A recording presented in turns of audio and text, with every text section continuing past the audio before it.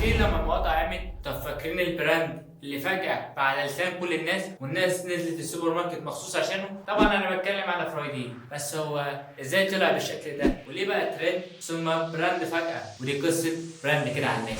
القصة بدأت قبل 2023 بكتير. فرايدي كان موجود اصلا بس كان ماشي على الهادي، لا اعلان ضخم ولا نجوم ولا اي قلق، ايس كريم مصري وخلاص. لحد ما حصلت المقاطعة في اخر 2023، الشركات الاجنبية خرجت من الصورة والناس بدأت تدور على بديل محلي يملى الفراغ. وهنا ظهر فرايدي وبقى المنقذ الوطني من غير ما يدفع جنيه دعاية، والمبيعات ولعت وبقت أكتر من 50%، والشركة كانت بتجري ورا الإنتاج مش ورا السوشيال. بس التغيير الحقيقي جه في 2024 وتحديدا في رمضان، لما الشركة قالت إحنا مش بديل، إحنا داخلين ننافس. فجابوا مي عمر وأحمد سعد في إعلان فيه أغاني وسرعة ومود، يعني إعلان مختلف مش إعلان تقليدي.